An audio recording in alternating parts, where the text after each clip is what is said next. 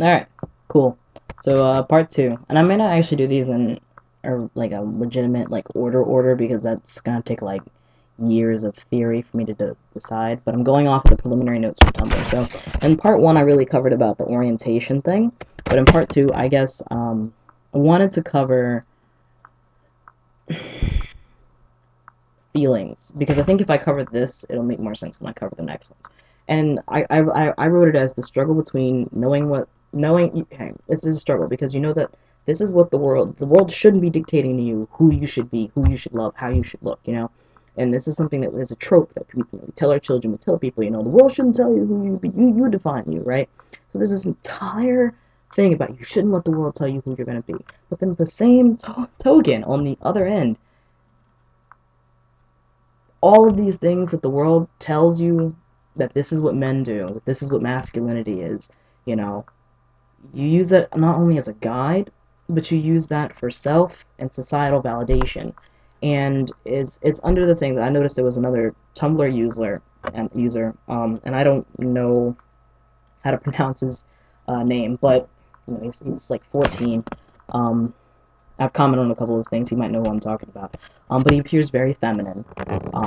But you know, anons keep coming after him because they're like, you know, you don't look at all male. You don't do anything that's male. You don't act like a male. You know what I'm saying? Are you gonna get surgery and do hormones? You know, and then there's like this big issue amongst people in the trans community, on opinion-wise, of to medically transition, like just do hormones or not, get surgery or not. Like that's a big thing. And even amongst people in the trans community, there is a line of judgment about that.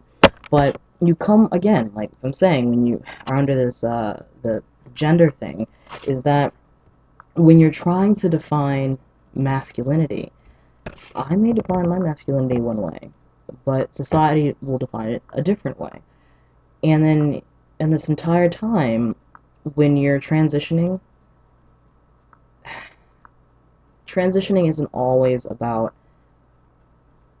being like physically looking the part. And this is something that I guess I really just want people who are cisgender to understand, is that when you're transitioning, from my experience, it's not just the testosterone, it's not just the surgery, it's not just looking like a male, doing man things, it's not just that, you know, excuse me, that is the outward validation, you know what I'm saying, that helps towards self-validation, but, you know, it's part of the process, but that's not the whole process. That's not what transitioning is about. There's a really big emphasis on the physical because this is how we relate to each other, you know? When I see a guy walking down the street and he's like, got the chest puffed out and everything, you know what I'm saying? Like, I think, oh, that's a man. And I see someone who's walking and they have their chest puffed out with the hands back. I think, oh, it's a female or it's a gay man, you know, which a lot of people seem as synonymous, but they're not. You know, the physical is how we communicate, you know. Everyone in one sense or another is considered bilingual. You understand whatever language you speak and body language is extremely important. We are very visual creatures, you know, we put a lot on how you look and how you act. So,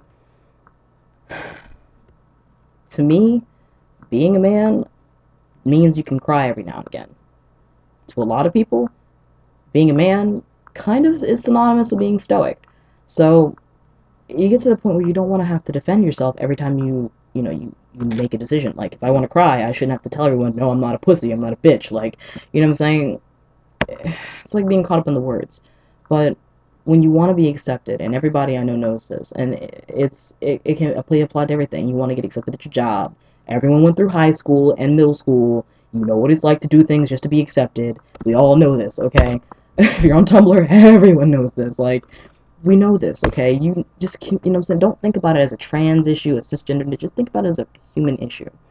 Is you do these things, you change yourself, or you have goals, you have aspirations, you have role models, because you have this idea of how to communicate and how to be accepted.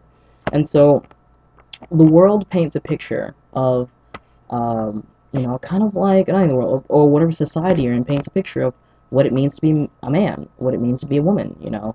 And so, you know, when you're transitioning, your goal is to be that man, whether it's to have that facial hair or to be able to pick up someone on, you know, instantaneously, or anything, whether it's, to be the decision maker, to be the breadwinner, these are the things that are kind of like the societal drivens. And so it's hard when you're transitioning because you literally have to destroy every part of your previous life to recreate your new life.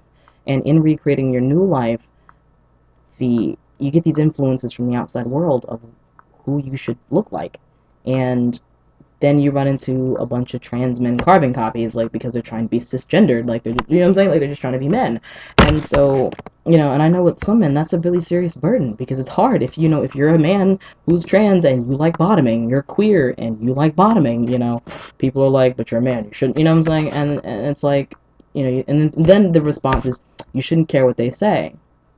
But then it's like, you have this ethereal they. Like, it's not even like a set group of people. It's the they that you can't even see, you can't even identify, who are telling you that you should be this way. And then you're like, but you are also telling me that I shouldn't. And you're also a they, because you're not me. So it's like, you are telling me this. They are telling me this. Who is this they? Who is this us versus them that I'm looking at?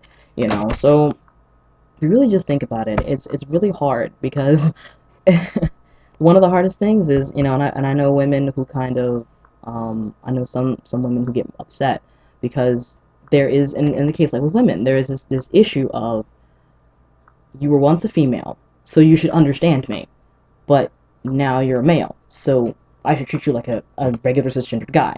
So, and of course you're like, I don't, and that's what you wanted, was to be a regular guy, but is that how you define masculinity? That might not be your definition. So I'm gonna tell you right now. I think another big issue is, in transitioning, you have to operationally define what is masculinity and what does it mean to be a man. And you're going to run into, what does society say that I have to do to be a man, and what am I going to say to be a man? And it's easy to tell someone, don't worry about what society thinks, but it's a lot harder when you try to get that job, you try to pick up that partner, you try to raise children, you know, or you just try to take a walk down the street. So that, I think, is a really serious issue. And I want to hear some other trans men on their issue of what is, their perspective of masculinity and being a man, because the world tells you how to feel one way, but you do have to deal with, this is me, and how do I define myself with the world's definition and create cohesion and peace. So I'm gonna try and make these shorter. I swear, guys. Um, but yeah. So that was part two. I'm probably gonna film part three now. See you guys. All right.